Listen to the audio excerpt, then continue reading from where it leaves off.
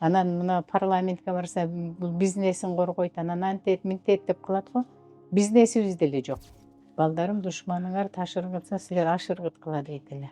Ошолор сызган чийинден тескери жолго чыккан жокпуз.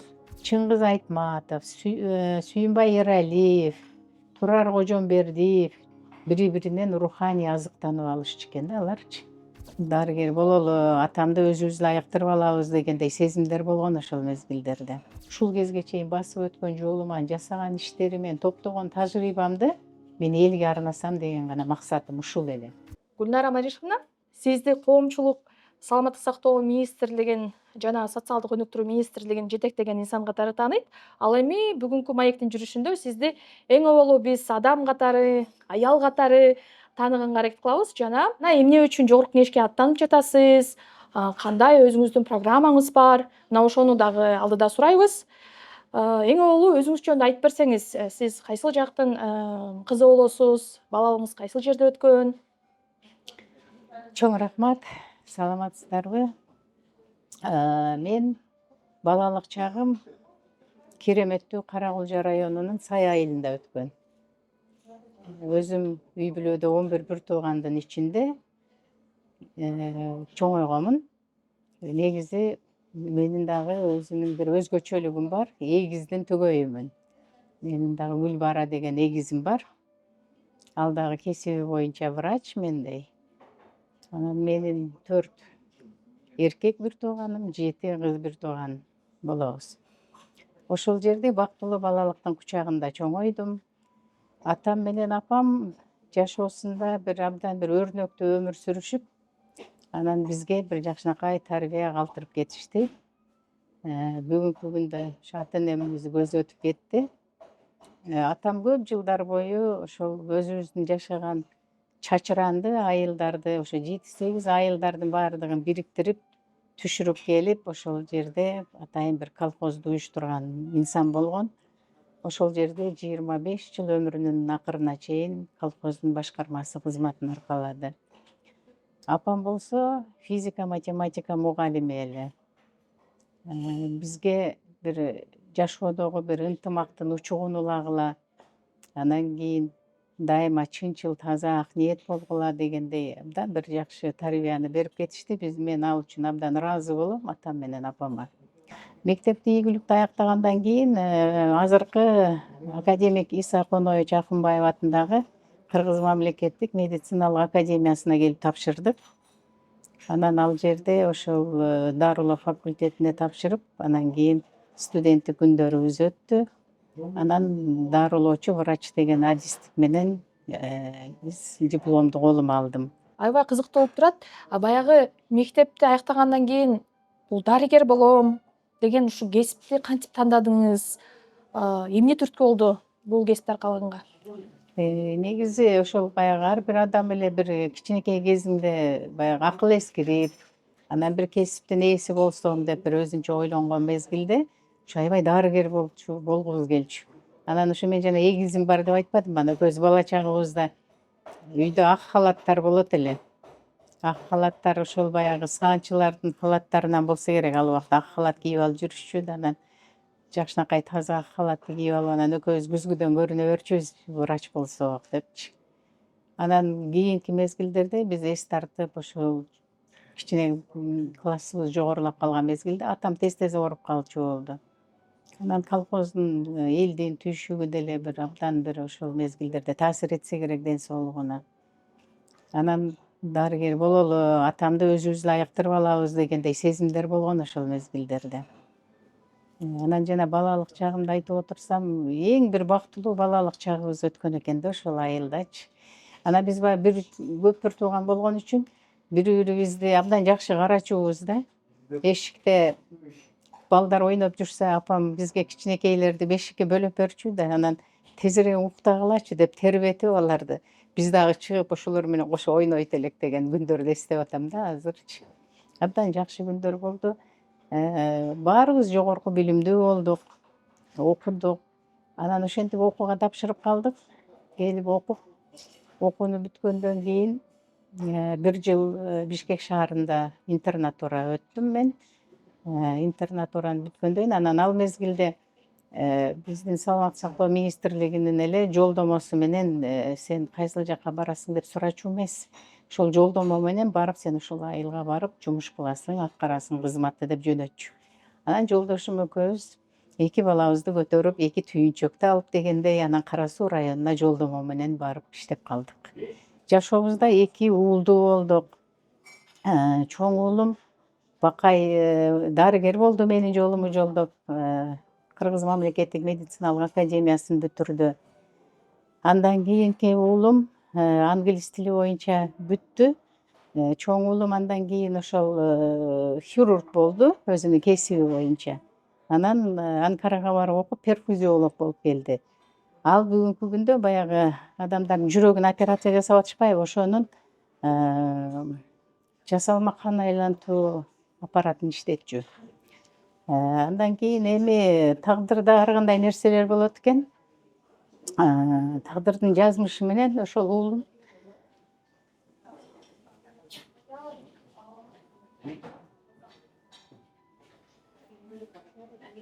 Just 2017-жылы кайтыш болуп калды.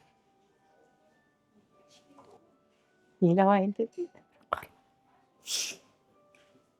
Бирок ошол эми жашоодо мындай бизге 2 кызды жакшынакай кылып белекке берип кетти. Чоң кызым быйыл 8-класста Батина деп, кичинекей кызы Айдина 5-класста окуп калды. Жашоо ошондой экен да, бирок жашоо уланат экен.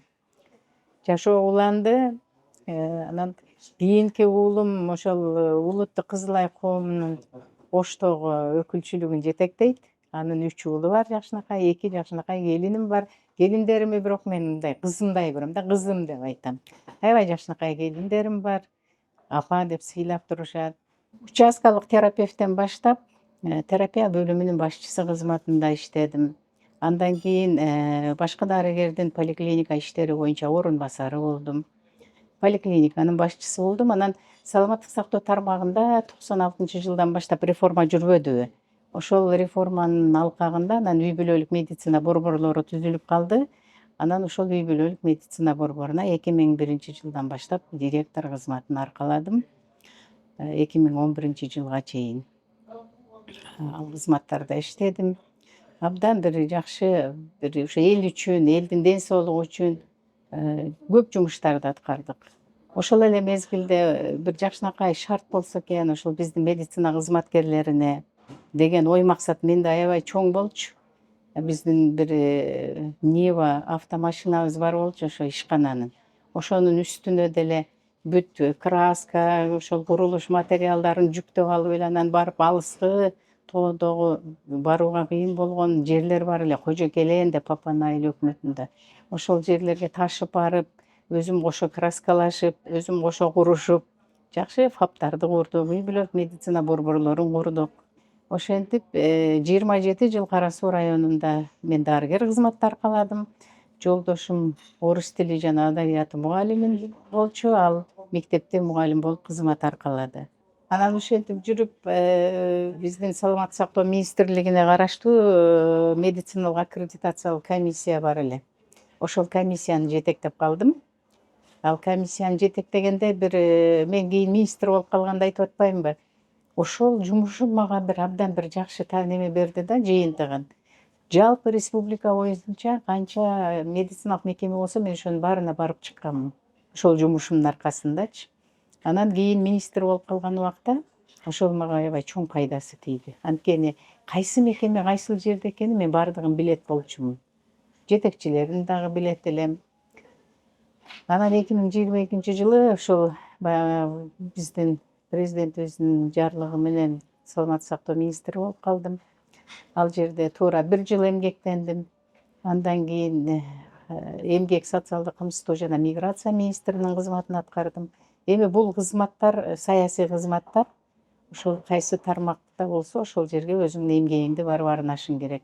Мен сүйүнгөн жерим ошол 2 министрликте тең министрлер кабинети тарабынан баа берилет го жумуштун жыйынтыгы боюнча. Ошондо 2 министрликтен эң жогорку баа алды да.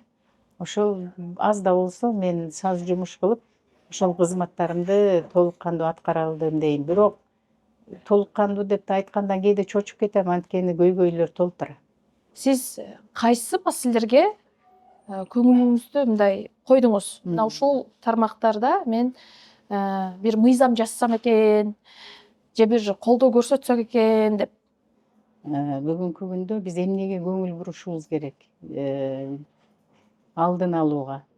Ооруну дарылоодон мурун алдын алуу жеңил дейбиз да. Мен ошо иштеп жүргөн мезгилде ошол бүт алдын алуу иш-чараларына абдан көңүл бурганмын. Бирок ага толук кандуу мен жетише алган жокмун. Анткени убакыт деле мындай 1 жылдын ичинде бир жыйынтык көргөзүү абдан мындай жетишпей каласың да. Негизинен баштапкы медициналык санитардык жардамды күчөтүшүбүз керек. Бул деген ким? Бул деген үй бүлөлүк медицина борборлору, үй бүлөлүк дарыгерлер, анан фельдшерлик, акушерлик пункттар. Булардын баардыгы эл менен тыгыз иштеген звено да. Жеринде ар бир айылда бар да булар.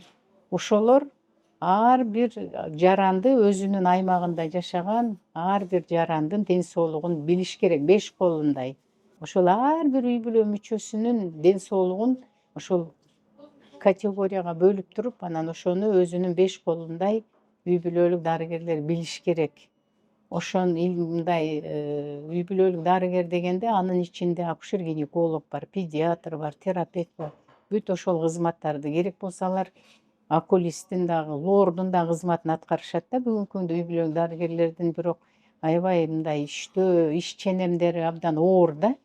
Ошондуктан анан ошол жумуштарды алдыга жылдырганда, ушул профилактикалык иштерди жүргүзгөндө жеңил болот да. Баягы ооруну кабылдап кеткен деңгээлге жеткирбестен дени сак адамды биз карашыбыз керек. Мындай жашыруун деле эмес, мына элдин арасына барып сүйлөшкөндө, мен өзүм иштегенде деле эл менен тыгыз иштедим да, айылдарга барам, барып сураганда бизде лабораториялык изилдөөлөрдөн көп мындай нааразычылыктар болот да.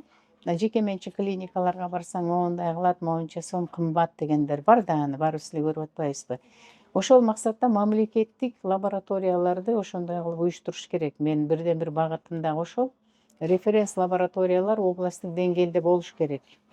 Ошол эле ФАПта айылда туруп эле анализин алып, ошол эле райондо турса деле үй бүлөлүк дарыгерлер топтору айылдарда дагы бар.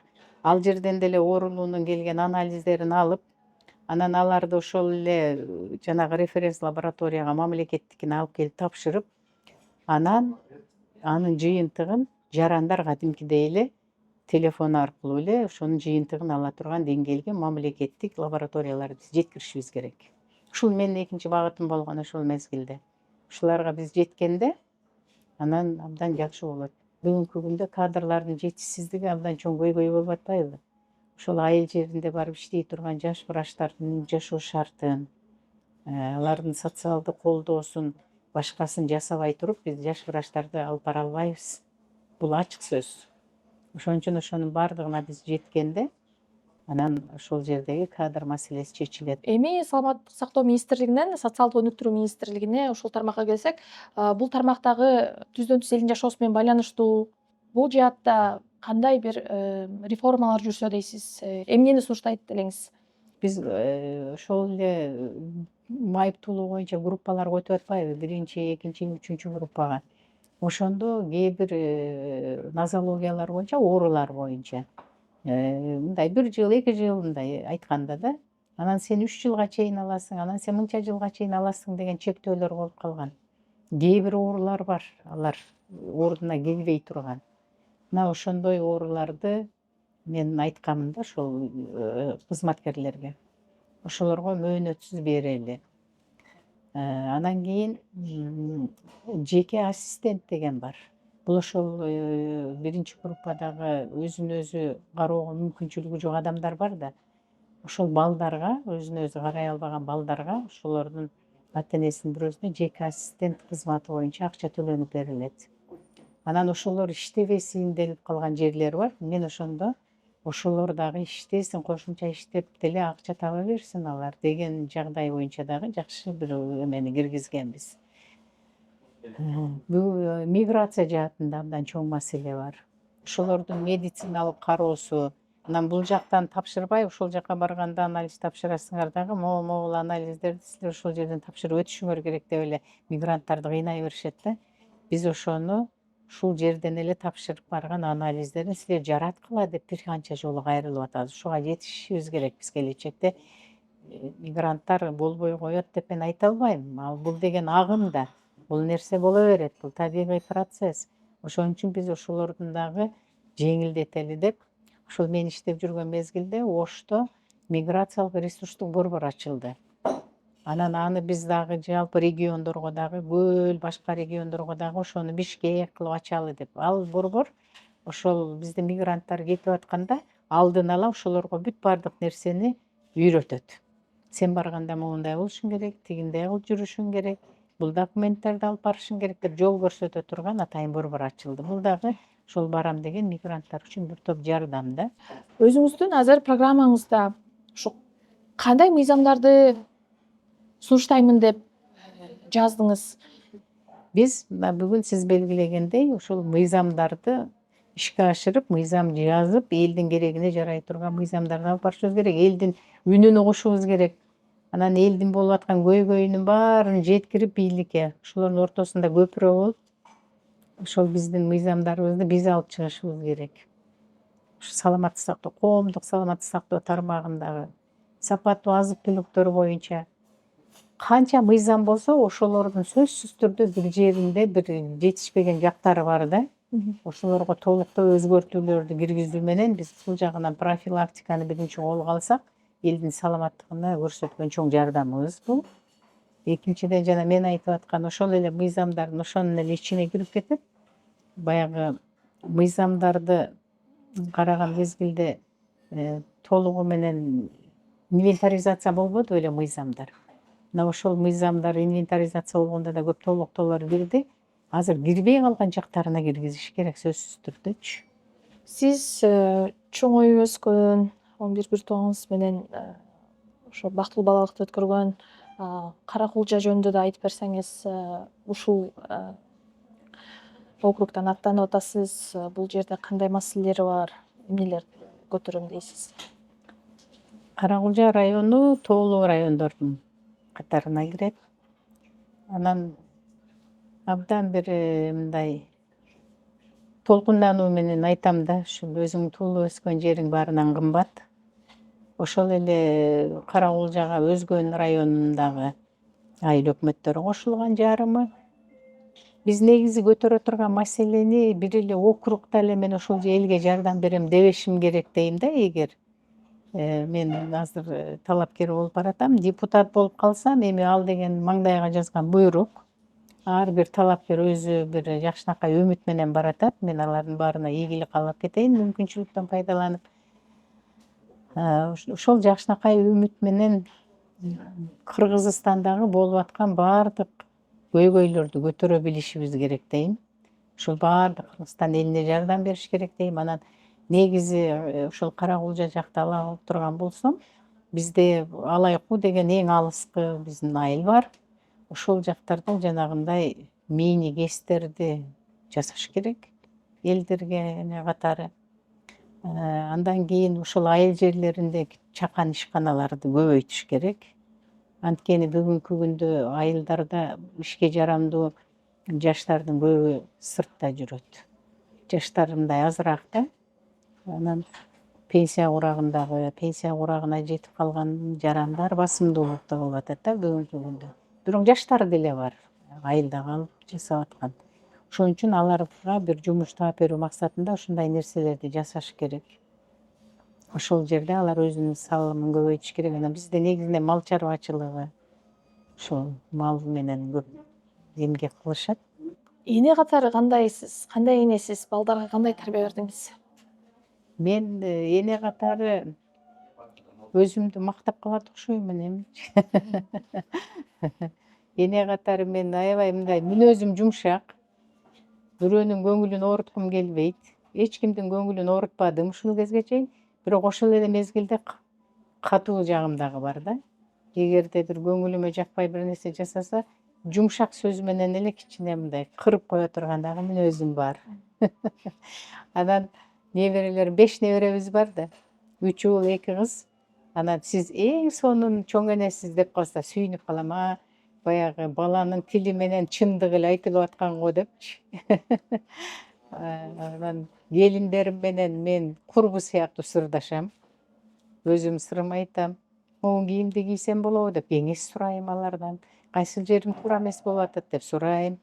Балам менин биринчи жардамчым Азамат. Ал мага баардык жактан жардам берип, айтып, жана азыркы жаштардын мындай өсүп келатканына мен кубанам. Биздин мезгилге салыштырмалуу азыр мына сиздер эң сонун муундагы жаштарсыздар. Өсүү деңгээли боюнча дагы сиздер алдыдасыздар. Анткени бүгүнкү күндө ушул жашоого карап, агымга карап өзгөрүү болуп атат да. Келечекте бизде жалаң ушул илимдүү мындай жаштардын доору келатат деп бир аябай ошондойлорго мен сүйүнөм да. Келсин ошол доор депчи. Үй бүлөдө ынтымак, жакшынакай мамиле болгондо, ошондо мен айткандай бекем үй бүлө болот. Анан балдар ошону көрүп тарбия алат экен да. Анан келечекте өзүнүн балдарына ошол тарбияны берет экен. Ал балдар дагы баягы уядан эмнени көрсөң учканда ошону аласың дегендей да. Ошо жакшы тарбия менен тарбияланат экен. Буюрса жакшы эле энемин го. Сиз социалдык өнүктүрүү министри болуп турганыңызда, жаңылышпасам, Стамбулга учуп бараткансыздар. Ошол жерден сиз бир жаш баланын өмүрүн сактап калыптырсыз. Ошону айтып берсеңиз кандай болду?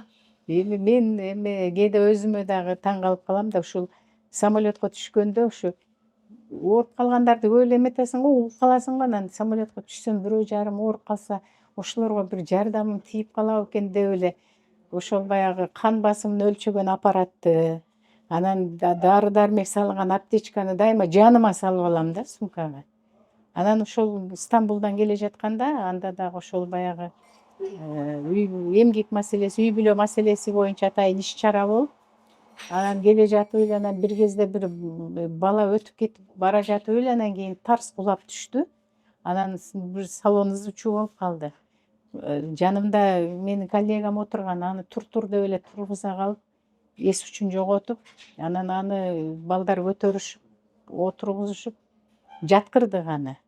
Анан карасам, давление өлчөгөн аппаратымды алып өлчөсөм, давлениясы көрүнбөйт да такырчы. Анан тигинин баягы токтоосуз тез жардам көрсөтө турган атайын ыкмалар бар да, ошолорду жасап, анан бир мезгилде анан кийин жасагандан кийин анан өзүнө келип, ага чейин көгөрө түштү. Анан өзүнө келип, анан кийин келгенде дары дармектерди бердик ага чейин. Кийин анан айтып атпайбы, мен өлүп кала жаздадым, сиз мени сактап калдыңыз деп колумдан кармап алыпчы. Анан биз ал тиги бала менен алек болуп, аны эсине келтиребиз деп, сактап калабыз деп атабыз. Ошол мезгилде сүрөткө тартып алышыптыр. Анан кечинде эми биз тиги эмеден таңгамал келдик да, 6-ларда келдик. Анан жумуштун табияты ушундай да, биз келип эле эс алып жатып албайбыз. Анан мен жумушка кеттим, келип эле чемодандарды коюп, анан жумушка барсам сенсация. Ошого чейин сүрөтүмү чыгарып, ошол Стамбулда жашаган бир кыргыз кыз чыгарыптыр. Анын апасы ошол самолетто келе жаткан экен. Ушундай сактап калды деп. Анан түркчө аябай комментарийлерди жазышыптыр. Анан ошондон анан өзүм эстеп атпаймынбы? Мен адамгерчилик мамилени биринчи орунга коем. Эң чоң нерсе адамдагы жетишкендик, бул сенин эл баалаган эмгегиң, анан сенин жоопкерчилигиң, анан сенин бул адамдарга жасаган жакшынакай мамилең деп айткым келет. Биз мамиле менен адамбыз. Айтат го, эл менен сен бийиксиң, элден чыксаң кийиксиң деп. Бул эң туура сөз. Ошон үчүн мен дайыма эл ичинде жүрөм. Мени күлүп калышат, сен аябай жөнөкөйсүң го деп. Адамдардын бири-бирине жасаган мамилеси анын жөнөкөйлүгүндө деп айтат элем да. Сен канчалык бир кызмат аткарба, кызматың келип кетет. Мен атам айтат эле, байлыкка кызыкпагыла, бийликке кызыкпагыла. Байлык менен бийлик колдун кири деп айтат эле. Бул туура дейм мен. Байлыгы деле кетет, бийлиги деле кетет, туурабы? А сен адамгерчилик мамилең менен адам бойдон калышың керек. Атаңыздын элге кызмат кылганын көрүп, чоңойдуңуз да. Ооба. Эл кызматында болуптур атаңыз. Ошондон улам баягы сиздин ичиңизде мен дагы элге кызмат кылсам, ошо элдик адам болсом деген бир баягы сезимдер келген сыңар да. Ошол мен мектепте окуп жүргөн мезгилде эле эми атамдын ошо кыраакылыгын, атамдын ички туюму, интуициясы аябай күчтүү болчу. Атам үйгө кечинде жумуштан келгенде үйгө айылдын кишилери толуп келет эле. Анан сен бул жумуш менен келдиң, сенин мындай көйгөйүң болуп атат деп ар бирин айтса анан баары таң калып калчу. Каяктан билип алды депчи. Көрсөк ошол адамдардын жашоо шартын, алардын бүт нерсесин билчү экен да атамчы. Анан аябай жардам берчү. Анан ошолордун баардыгын көрдүк, жоопкерчиликтүү мамиле кылат эле. Анан эч качан калп айтпагыла деп айтат эле бизгечи. Биздин столубуз тегерек эле. Ошол тегерек столго баарыбыз отуруп, анан атам, апамдар болуп отуруп, анан көп нерселерди айтып берет эле. Балдарым, душманыңар таш ыргытса, силер аш ыргыткыла дейт эле. Бирөөгө кара санабагыла деп. Апам болсо бизде айта берет эле, кызды үйдө кыл жатпайт. Күнүгө үйгө киши келгендей ол таза туруш керек. Үйгө күнүгө кишилер келет эле. Атам ыр жазат эле. Чыңгыз Айтматов, Сүйүнбай Эралиев, Турар Кожомбердиев, Жунай Мавлянов, мен билгендерден, Сооронбай Жусуев. Ушулардын баардыгы барып, үйдө анан кийин атамдар ыр айтып, сүйлөшүп, бака-шака түшөт эле. Ырысбай Абдыкадыров жаш мезгил эле, ошондо барып ырдап берет эле аларга. Анан мен ошондо булар эмне кылып атат деп жаш экенмин да ойлосом, бири-биринен руханий азыктанып алышчу экен да аларчы. Ошол эле Даркүл Күйүүкова, Таттыбү Турсунбаевалар, Эстебес Турсуналиев, Токтосун Тыныбеков, ушундай залкарлар, Муратбек Рыскулов, Сабира Күмүшалиевалар айылга бизге чыгармачылык кечелер менен барат эле да, өздөрүнүн спектакльдерин коет эле. Ошондо мен ушуларды тирүү көрүп калдым да. Атам үйгө чакырып, аларды сыйлайт эле аябайчы. Ошондой бир чыгармачылык жагы дагы бар болчу атам. Анан ошол атамдан алган ошол сапаттарды көрүп, апам экөөнүн бири-бирине жасаган мамилесин көрүп, ошол мамилелери баягы бизге бир жакшы үлгү болгон экен. Ошолордун көрсөткөн жолу менен тарбияланган экенбиз. Ошолор сызган чийинден тескери жолго чыккан жокпуз. Анан мына парламентке барса, бул бизнесин коргойт, анан антет, мынтет деп кылат го. Бизнесибиз деле жок, менин деле бизнесим деле жок. Болгон эле далаалатым ушу элге ак кызмат кылуу. Менин оюмдагы максатым ошол, тилегим ошол. Ошол баягы өзүмдүн ушул кезге чейин басып өткөн жолума, жасаган иштериме, топтогон тажрыйбамды мен элге арнасам деген гана максатым ушул эле. Бул менин жүрөктөн чыккан ымандай сырым ушул.